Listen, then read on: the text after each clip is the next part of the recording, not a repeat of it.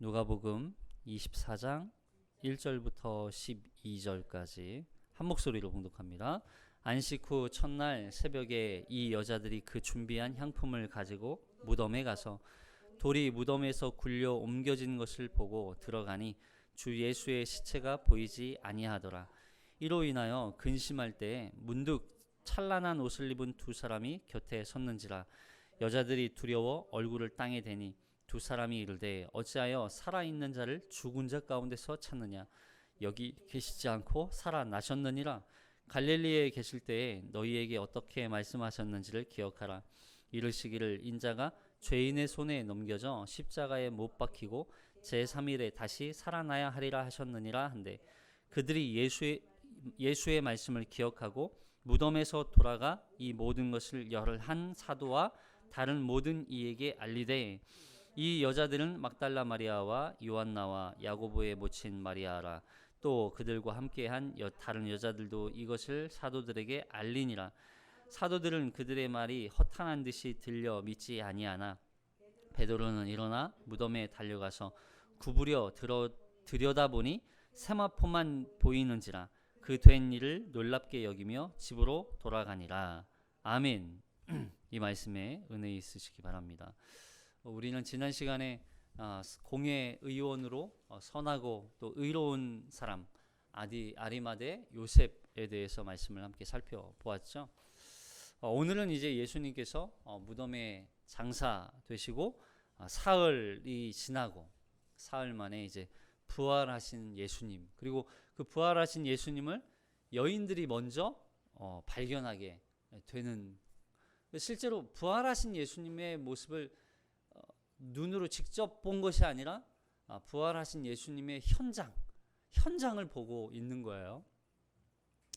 자, 부활하신 예수님을 직접 보여주지 않으신 이유가 또 있어요. 그리고 이 부활하신 현장을 이 여인들과 제자들이 봄으로 말미암아 이제 이 부활에 대한 사실적 근거가 어디에 있는지를 우리에게 또한 보여주고 가르쳐주고 있거든요. 그 말씀을 함께 볼게요. 먼저 1절을 살펴보겠습니다. 1절 시작. 안식 후 첫날 새벽에 이 여자들이 그 준비한 향품을 가지고 무덤에 가서 자, 이제는 우리의 구속의 마지막 단계죠. 마지막 단계. 부활이라고 하는 것은 단순히 어떤 이 예수님이 우리에게 보여주시기 위한 어떤 드라마틱한 어떤 이벤트가 아니라, 이 부활이야말로 우리의 구원의 마지막 최종적 단계, 완성을 이룰 수 있는 과정 중에 하나인 거예요.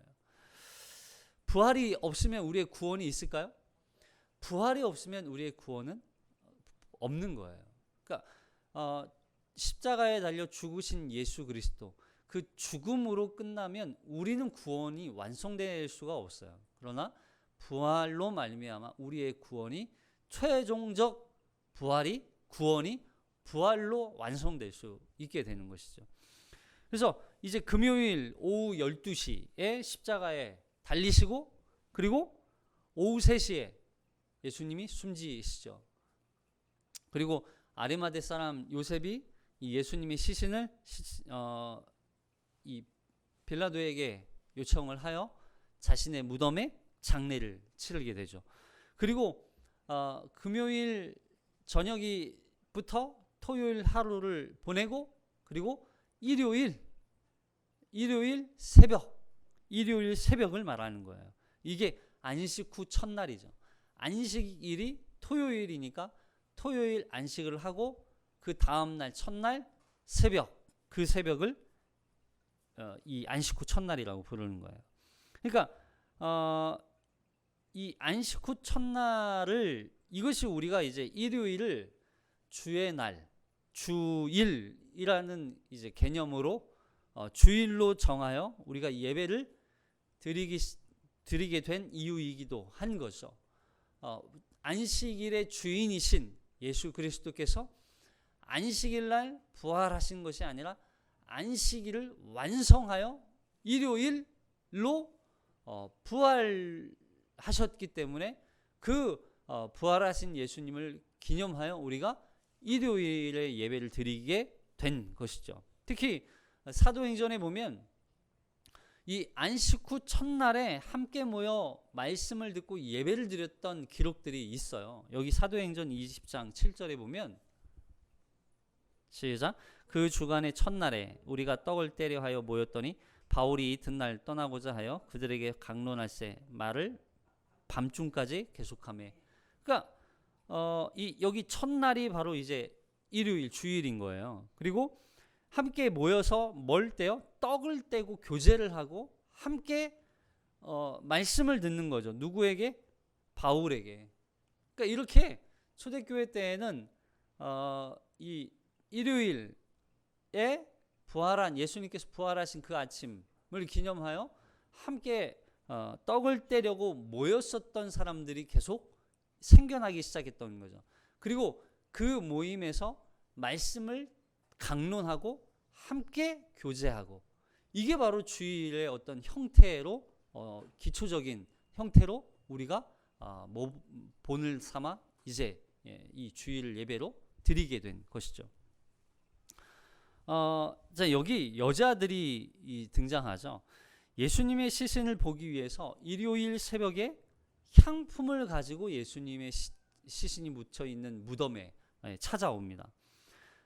여기 향품은 이 향나무 진액을 모아서 만들기도 해요. 그래서 굉장히 고가입니다. 이게 실제로 지금도 이 지역 중동 지역에서 생산되는 이 향수나 또 어떤 향초나 이런 것들이 굉장히 고가예요. 고가.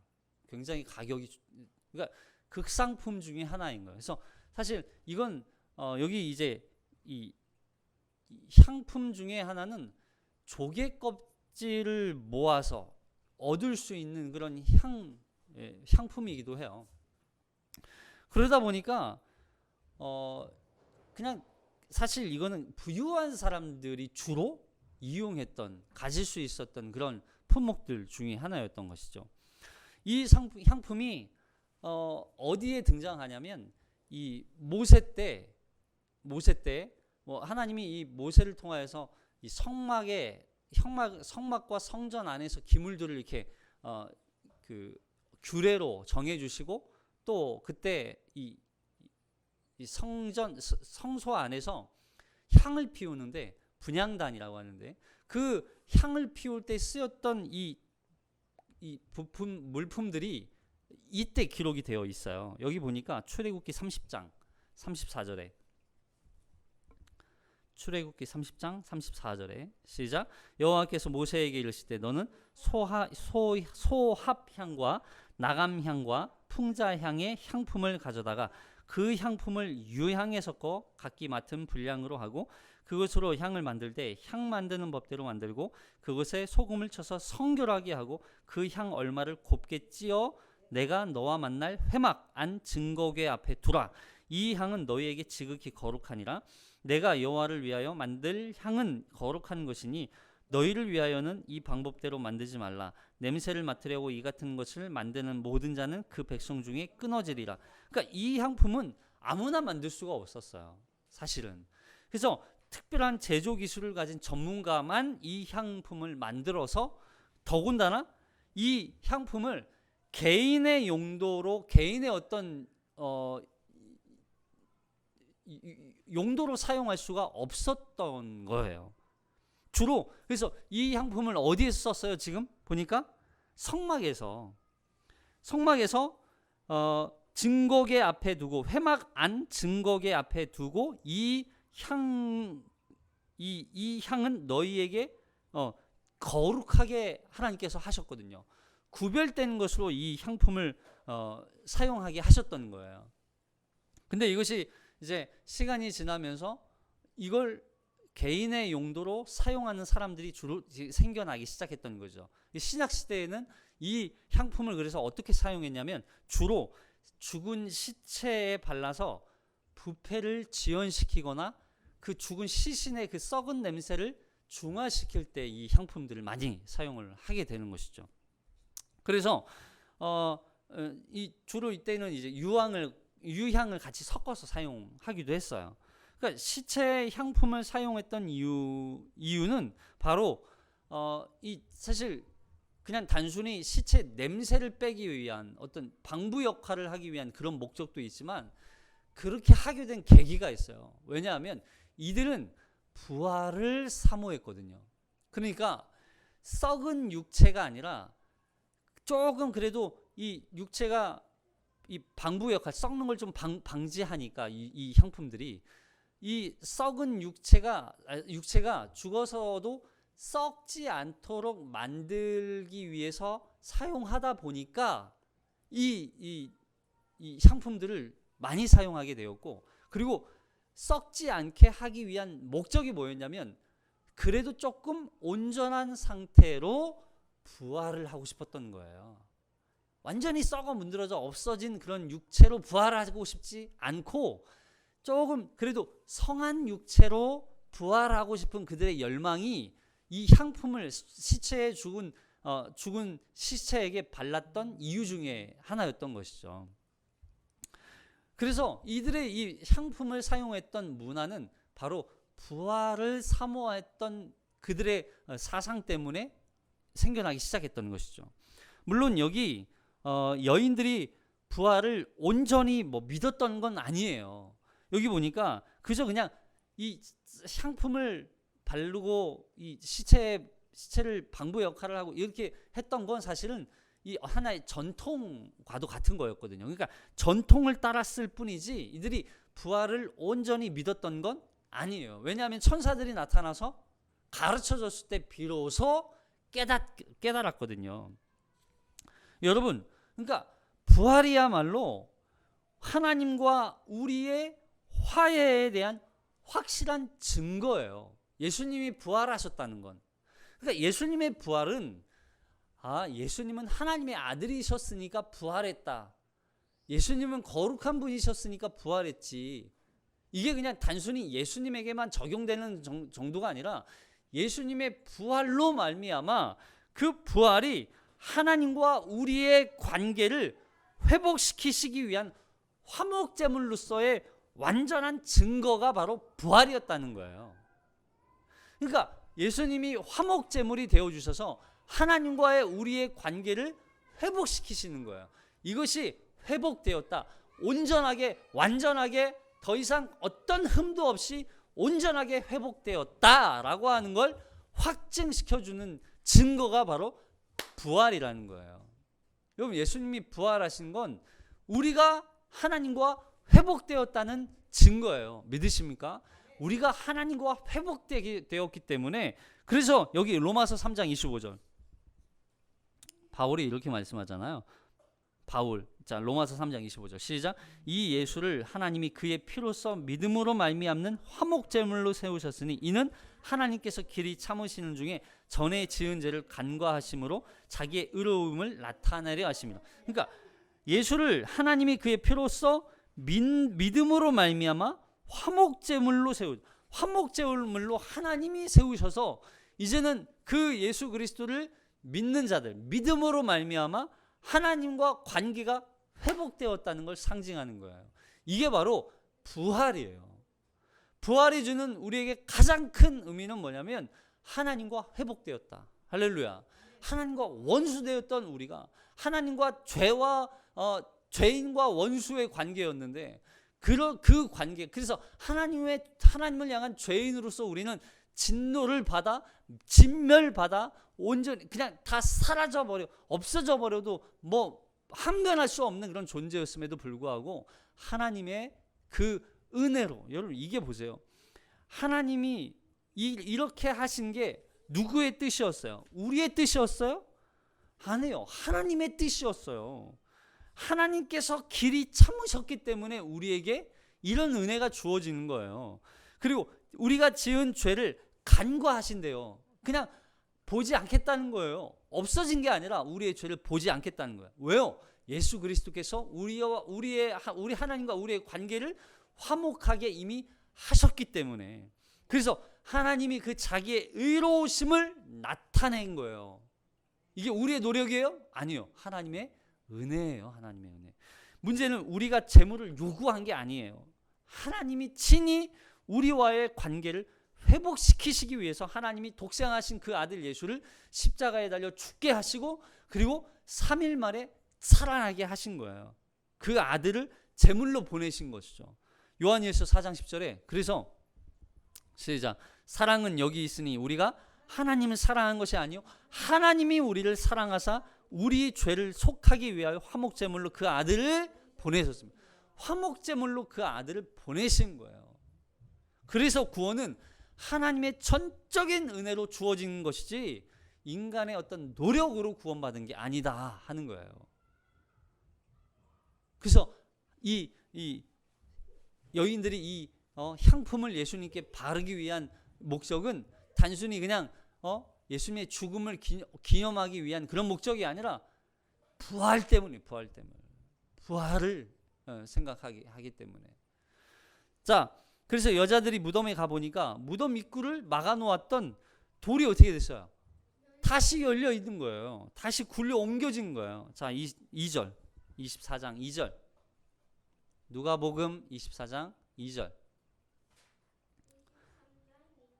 시작. 돌이 무덤에서 굴려 옮겨진 것을 보고 들어가니 주 예수의 시체가 보이지 아니하더라. 여기 돌이 무덤에서 굴려 옮겨졌어요. 누가는 이 무덤을 돌로 막았다는 기록이 사실 없거든요. 근데 마태는 무덤을 돌로 막고 임봉까지 하고 병사들을 세우거든요. 지키게 하는 거예요. 그 이유가 뭐였어요? 속일까 봐. 여기 마태복음 27장 62절 마태복음 27장 62절 시작. 그 이튿날은 준비일 다음 날이라 대제사장들과 바리새인들이 함께 빌라도에게 모여 이르되 주여 저 속이던 자가 살아있을 때에 말하되 내가 사흘 후에 다시 살아나리라 한 것을 우리가 기억하노니 그러므로 명령하여 그 무덤을 사흘까지 굳게 지키게 하소서. 그의 제자들이 와서 시체를 도둑질하여 가고 백성에게 이르되 그가 죽은 자 가운데서 살아났다 하면 후에 속임이 전보다 더 클까 하나이다 하니 빌라도가 이르되 너희에게 경비병이 있으니 가서 함대로 굳게 지키라 하거늘 그들이 경비병과 함께 가서 돌을 임봉하고 무덤을 굳게 지키니라. 되게 웃기지 않아요? 보세요. 누가는 제자들이 예수님께서 하신 부활에 대한 말씀을 기억하지 못하는 것처럼 설명하고 있는데 마태는요 오히려 예수님께서 죽은 지 사흘 만에 부활하겠다라고 하는 것을 누가 기억하고 있어요 지금? 대제사장들과 바리새인들이 빌라도에게 가서 얘기하는 거예요. 대제사장과 바리새인들은 아는 거예요. 내가 사흘 후에 다시 살아나리라 한 것을 우리가 기억하고 있대요. 대제사장들과 바리새인들은 기억하고 있는데 제자들은 기억을 못하고 있어요. 그러니까 이걸 이렇게 대비해서 제자들이 지금 이 예수 그리스도의 부활을 기억하지 못하고 온전히 믿지 못하고 있다는 것을 누가는 지금 설명해 주고 있어요. 더 강조하고 있어요. 근데 마태는요 이 대제사장과 바리새인들이 기억하고 있는 부활을 강조해 주면서 그래서 서로 관점이 다르지만 예수 그리스도의 부활이 그래서 누가는 뭘 더 강조하냐면 예수 그리스도의 부활이 사실이라는 사실에 더 포커스가 있고 이 마태가 강조하는 이 부활은 이들조차 기억하고 있는 부활의 온전한 부활이라는 사실을 강조하고 있는 거죠. 자, 여기 돌이 무덤에서 굴려 옮겨진 것이 어떤 누군가나 아니면 사람에 의해서 옮겨진 것이 아니라는 것을 누가는 강조하고 있어요. 보세요. 이게 옮겨졌어요. 누군가에 의해서 사람의 어떤 의도나 어떤 힘에 의해서 누군가에 의해서 옮겨진 그런 의미가 아니라 이미 옮겨져 있는 것으로 표현을 하고 있는 거예요. 결국 누가 열고 나온 거예요? 이 무덤을. 예수 그리스도. 무덤을 열고 나오셨다니까요. 예수 그리스도께서. 주님께서. 자, 근데 여기 보니까 열린 무덤으로 이 여인들이 들어가 보니까 시신이 보이지 않아요. 여기 주 예수의 시체라고 이렇게 표현하고 있어요. 그냥 예수의 시체라고 쓰지 않고 주라는 표현을 쓴 거예요. 왜냐하면 부활하신 분이 바로 주 예수 그리스도이기 때문에, 주 예수님이기 때문에. 근데 부활 이전에는 이들이 주 예수라는 표현을 잘 안 썼거든요. 그냥 예수님이라고 표현했어요. 근데 부활하신 이후부터는 그냥 예수님이 아니에요. 바로 주이신 예수님이라고 표현하고 있는 거예요. 모든 것의 주인이시며 모든 구원과 부활이 이제 예수 그리스도로 말미암아 부활이 완성되었다는 것을 보여주는 거예요. 그러니까 부활의 근거가 누구래요? 예수 그리스도. 부활의 근거가 바로 예수 그리스도. 부활의 기초가 바로 예수라는 얘기예요. 그래서 우리의 부활은요, 다른 어떤 부활의 그 기초가 되어 있지 않아요. 우리의 부활은 오직 예수에게 달려 있는 거예요. 믿으십니까? 우리의 부활은요, 예수가 기초예요. 예수가 부활하셨기 때문에 우리가 부활할 수 있는 거예요. 그래서 예수 그리스도께서 우리의 부활의 첫 열매가 되었다 이렇게 말씀하잖아요. 그러니까 우리의 부활은 예수가 기초예요. 주인, 부활의 주인, 부활의 기초, 부활의 근원, 그것이 바로 주님이시라는 거예요. 부활의 근원. 여러분, 우리가 그래서 이 주일에 일요일을 주일로 지켜서 예배를 드리고 있는 이유가 바로 여기에 있는 거라니까요. 자, 예수님의 시신이 보이지 않자 이 여인들이 근심해요. 자, 4절부터 읽어볼게요. 4절부터 6절까지. 시작. 이로 인하여 근심할 때 문득 찬란한 옷을 입은 두 사람이 곁에 섰는지라. 여자들이 두려워 얼굴을 땅에 대니 두 사람이 이르되 어찌하여 살아있는 자를 죽은 자 가운데서 찾느냐. 여기 계시지 않고 살아나셨느니라. 갈릴리에 계실 때 너희에게 어떻게 말씀하셨는지를 기억하라. 자, 여기 여인들이 근심했어요. 여기 여인들이 근심한 이유가 뭘까요? 예수님의 부활을 믿지 못했기 때문이에요. 그러니까 예수님의 부활에 대해서 전혀 생각하고 있지 못하고 있어요. 그저 이 여인들이 근심한 이유는 예수님의 시체를 누군가 가져간 게 아닌가 하는 그런 이유 때문에 근심한 거지, 부활에 대해서 생각하고 있지 않은 거예요. 그러니까 예수님이 부활하셨다면 당연히 이 무덤에 없어야 되는 게 맞잖아요. 근데 이들은 시체가 없어졌으니까 누가 예수님의 시체를 가져갔지? 도둑질해갔지? 그래서 그러면서 누가는 이 예수님이 부활하셨다는 것을 깨닫지 못하고 이해하지도 못하는 제자들에게 천사를 통해서 이 부활 소식을 듣게 하세요. 천사를 통해서. 자, 여기 두 천사를 2명으로 기록하고 있잖아요. 2명을 쓴 이유가 있어요. 뭐냐면 유대인들은 보증을 설 때 항상 1명을 세우지 않고 2명을 세웠어요. 왜냐하면 더 확실하게 증거를 만들기 위해서. 1명은 증거가 될 수가 없어요. 가짜 증인이 될 수도 있잖아요. 그래서 항상 2명 이상을 증인으로 세웠어요. 그래서 여기 천사도 누가가 2명이라고 표현한 이유가, 누가가 이 예수님의 부활이 가짜, 어떤 거짓 진술이 아니라 진짜 진술, 거짓이 아니라 진짜라는 것, 진짜 증거라고 하는 것을 여기서 말씀해주고 있는 거예요. 예수님의 부활에도 이 부활이 확실한 증거를 세워주고 있는 거예요. 예수님의 부활은 확실한 거예요. 예수님의 부활은 어떤 전승이나 어떤 이야기 그런 게 아니라 의심할 수 없는 완벽한 증거, 증인이 여기 있다. 보세요. 천사가 증인으로 여기에 대동되잖아요. 보여주잖아요. 의심할 수 없는 거예요. 확실한 증거가 여기 있다는 거예요. 예수님의 부활은 확실하다는 거예요. 그리고 어찌하여 라고 하는 이 단어가 왜, 무엇, 어느 것이라는 표현이거든요. 그러니까 부활하신 예수님을 왜 여기서 찾고 있냐는 거예요. 왜 여기서.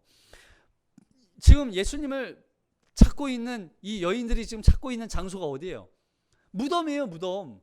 아니, 왜 부활하신 예수님을 무덤에서 찾고 있냐는 거예요. 살아있는 예수님을 왜 죽은 자 가운데서 찾고 있냐는 거예요. 죽은 자의 무덤에서 찾고 있냐는 거예요. 살아계신 예수님을 산 자 중에서 찾아야지, 살아있는 곳에서 찾아야지. 왜 도대체 이 죽은 자의 무덤에서 찾고 있는지 그 이유를 알 수 없다. 지금 그걸 얘기하고 있는 거예요. 결국 예수님의 부활이 얼마나 확실한 것인지 우리에게 보여주고 있는 거예요. 여러분, 예수님의 부활을 의심하십니까? 예수님의 부활이 믿어지지 않으세요? 예, 이거는 믿음의 문제예요. 예수님의 부활은 역사적인 사실이에요. 사실적 사실이란 말이에요. 근데 그걸 보세요. 우리가 항상 역사가 사실인데 그걸 내가 믿지 않는다고, 내가 믿어지지 않는다고 역사가 부정돼요? 역사가 없어져요? 그럴 수는 없어요. 일본이 우리나라를 우리 지금 이제 막 그 영화도 막 나오고 또 한산 앞바다에서 있었던 전쟁 지금 또 개봉한 지 얼마 안 됐는데 벌써 100만 명이 뭐 봤다 뭐 이렇게 막 굉장히 뜨거운 열기가 있는데, 여러분 이게 내가 인정하지 않는다고 해서 그 사실이 없는 일이 돼요? 그럴 수 없잖아요. 뭐 우리 일제 때 당했던 그 수많은 치욕과 고통들이 나는 못 봤어, 나는 당하지 않았어 라고 한다고 해서 이게 없어져요? 그럴 수 없잖아요. 이건 사실이에요. 사실은 내가 인정하고 인정하지 않고의 문제가 아니라 그건 있던 그냥 사실이란 말이에요. 그래서 사도 바울은 부활에 대해서, 예수님의 부활에 대해서 이렇게 설명하고 있어요. 저기 로마서 한번 보세요. 로마서 14장 9절 시작. 이를 위하여 그리스도께서 죽었다가 다시 살아나셨으니 곧 죽은 자와 산 자의 주가 되려 하시니라. 여러분, 예수님의 죽으심과 부활은 죽은 자는 죄로 인하여 죽은 자고, 여기 산 자는 그리스도를 믿음으로 말미암아 새 생명을 얻은 자예요. 그러니까 예수님은 십자가의 죽으심으로 말미암아 죽은 자의 주가 되시고, 그리고 다시 살아나심으로 말미암아 산 자의 주가 되시는 거예요. 그래서 죽은 자와 산 자의 주가 되신다는 의미인 거예요. 죽은 자에게도 주가 되시고 산 자에게도 주가 되시는 거예요. 그래서 이것을 의심할 수 없는 아주 확실한 증거가 여기에 있다. 예수님의 부활은 사실이다. 이걸 설명하고 있는 거죠. 자, 그러면서 그 천사가 예수님께 부활에 대해서 말씀하셨던 것을 기억하라 그래요. 기억하라. 자, 7절부터. 자, 7절 마지막 12절까지 읽어볼게요. 시작. 이르시되 인자가 죄인의 손에 넘겨져 십자가에 못 박히고 제3일에 다시 살아나야 하리라 하셨느니라 한데, 그들이 예수의 말씀을 기억하고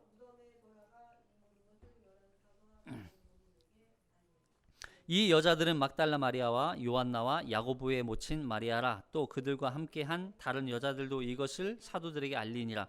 사도들은 그들의 말이 허탄한 듯이 들려 믿지 아니하나 베드로는 일어나 무덤에 달려가서 구부려 들여다보니 세마포만 보이는지라. 그 된 일을 놀랍게 여기며 집으로 돌아가니라. 자, 여기 여자들이 천사를 통해서 예수님께서 부활하셨다는 이 이야기를 다시 들어요. 그러면서 그 예수님께서 부활하실 것에 대한 말씀을 기억하라. 너희 기억하라는 거예요.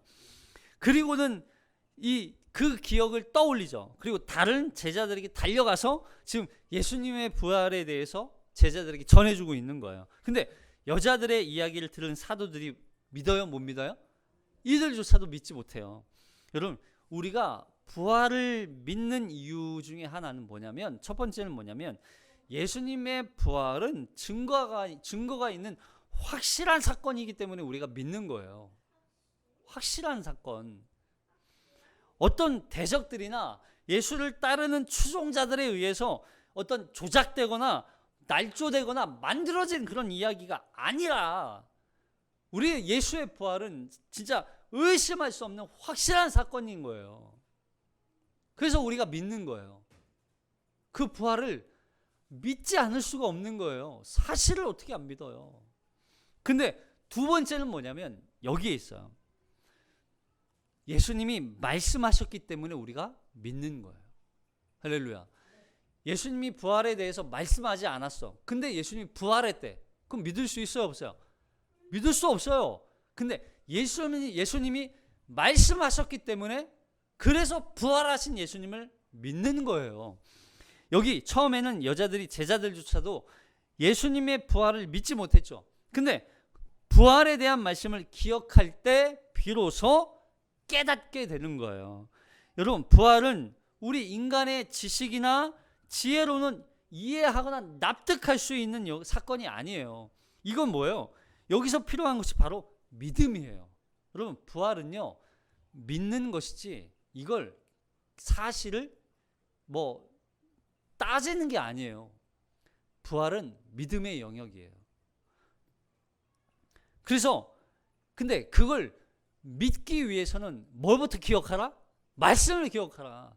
예수님이 하신 말씀을 기억하라는 거야. 예수님의 말씀을 기억하는 순간 그 말씀이 우리에게 믿어지기 시작하는 거야. 근데 어떻게 부활을 믿어? 예수님 말씀을 못 믿는 거예요. 부활을 못 믿는다는 건 뭘 못 믿는 거예요? 말씀을 못 믿는 거예요. 예수님의 말씀을 못 믿는다는 건 결국 그가 믿음이 없다는 거예요. 그가 구원을 온전히 받지 못했다는 거예요. 그래서 이 부활은요, 믿음의 영역이에요. 사도들은 아직 그 말씀을 기억하지 못하고 있다는 거예요. 결국 부활은 믿음의 영역이지 어떤 지혜나 이해의 영역이 아니라는 거예요. 그래서 믿음을 우리에게 주셔야만 부활을 믿을 수 있어요. 그 말씀을 깨닫게 하셔야만 여기서 말씀을 기억하라, 말씀을 깨닫게 하시는 거예요. 그래서 이 다음에 나오는 엠마오로 가는 제자들 이야기, 거기에서 예수님께서 제자들에게 그 예수님이 하신 말씀을 깨닫게 하세요. 기억하게 하세요. 과거에 말씀하셨던 그 말씀을. 그래서 보세요. 지금 마태는 대제사장과 바리새인 사두개인들은 그 말씀을 기억하고 있는데, 근데 그걸 부정하고 있죠. 부정하고 있는 것 뿐이에요. 그들은 기억하고 있어요. 근데 그걸 믿지 않고 부정하고 있을 뿐이에요. 근데 제자들은 그 말씀도 기억 못하고 있고 그것조차 믿지 못하고 있어요. 여러분, 다른 복음서와 조금 다르게 누가가 예수님의 부활을 사실이라는 것을 강조하고 있는 이유가 뭐예요? 이 복음서를 기록한 목적이 뭐예요? 이 복음서를 누구에게 보내고 있어요? 서신이에요. 편지예요. 데오빌로 각하에게 이 예수님의 죽음과 부활이 날조된 사건이 아니라 예수님의 부활은 실제 사건이라는 것을 지금 이 편지로 써서 데오빌로 각하에게 보내고 있단 말이에요. 그러면 이걸 읽는 데오빌로는, 아 그래? 예수님이 진짜 십자가에 달려 죽으셨고 예수님이 십자가에 달려 죽게 된 이유가 바로 저 믿음이 없는 대제사장과 바리새인 종교 지도자들, 저들에게 사내들인 공회원들에 의해서 십자가에 예수님이 무죄한 예수님이 십자가에 달려 죽으셨고, 그리고 그 죽으신 예수님이 셨음에도 불구하고 장사된 지 사흘 만에 다시 부활하셨다고 진짜야? 그렇게 믿고 의심할 수 없을 만큼 이 데오빌로 각하에게 이 누가가 지금 이 편지를 보내고 있는 거예요. 그리고 그것을 믿는 것이야말로 진정한 신앙, 믿음이라는 것을 우리에게 보여주는 거예요. 그래서 우리 성도는 뭘 믿어요? 부활을 믿는 거예요. 우리는요, 다른 것 믿을 수 없어요. 다른 건 믿을 수가 없어요. 그러나 부활이야말로 진정한 사건, 그리고 부활이야말로 예수님께서 실제로 우리에게 말씀하셨던 그 말씀으로 이루어진, 약속으로 성취된 사건이라는 것을 우리가 믿는 거예요. 그래서 그 부활로 말미암아 이제 우리도 동일하게 그리스도와 함께 부활할 자들이라는 것을 우리가 기억하는 거예요. 그래서 성도는요, 부활을 믿어야 돼요. 아멘이십니까? 성도 그리스도인들은 부활 신앙이에요. 우리는 다 부활을 갖는 거예요. 내가 부활했자. 예수 그리스도께서 부활하심으로 말미암아 첫 열매가 되어 주셔서 이제 나도 그리스도 예수를 믿는 자들마다 다 동일하게 예수와 함께 부활할 자다. 나도 부활할 자다. 따라합시다. 나도 부활할 자다. 나도 부활한다. 예수와 함께 나도 부활할 것이다. 아니 나는 이미 부활했다. 이걸 믿는 거예요. 할렐루야. 부활이에요, 부활. 그냥 단순히 그냥 예수님만 부활했겠지. 예수님 하나님의 아들이시니까. 아니요. 우리가 부활할 거예요. 이건 사실이에요. 내가 믿지 않는다고 해서 사실이 아닌 게 아니라 내가 믿지 않니 한다 할지라도 예수님이 십자가에 달려 죽으시고 부활하신 그 사건은 사실이고, 예수님께서 말씀하신 그 말씀대로 온전히 부활하신 역사적인 사건일 뿐만 아니라 예수님이 말씀대로 성취하신 사건이니까. 그래서 그 부활로 말미암아 나도 부활할 것이라는 것을 우리에게 가르쳐주고 있는 것입니다. 여기에 보세요. 이 부활이 여인들이 처음에 발견하죠. 여인들에게서 이제 누구에게 이 부활 소식이 전해져요? 제자들에게, 사도들에게. 두 명, 그죠? 그럴 수 있어요. 2명의 천사에게서 전해 들은 이 부활 소식이, 근데 전에 들은 게 아니라 직접 목도했잖아요. 직접 봤잖아요. 예수님이 시신이 없는 그 무덤을 직접 봤잖아요. 왜 무덤에서 찾아요? 산자야, 살아나신 예수님을. 그래서 그 살아나신 예수님을 여인들이 제자들에게, 그리고 제자들뿐만 아니라 거기에 모여있는 다른 사람들에게도 함께 전해줘요. 그리고 이 소식이 더 나아가서 더 수많은 사람들에게 전해지는 거예요. 그리고 우리에게까지 전파됐어요.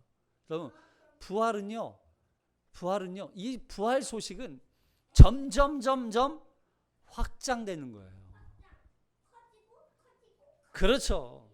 이 부활은 점점 커지는 거예요. 그래서 부활은요, 그 자체가 능력이에요. 그래서 우리가 우리가 전도할 때 뭘 전하면 되는 거예요? 예수님께서 십자가에 달려 죽으실 뿐만 아니라 다시 살아나신, 부활하신 예수님을 전할 때 이 소식이 능력 있게 모든 사람들에게 전해지고, 또 그 소식을 들은 자들마다 구원에 이르게 되는 것입니다. 여러분, 예수님의 부활은 사실이에요. 우리가 그걸 믿는 거예요. 나도 부활할 자다. 나는 부활할까 의심하지 마세요. 나는 부활해요. 왜요? 사실이기 때문에. 믿으십니까?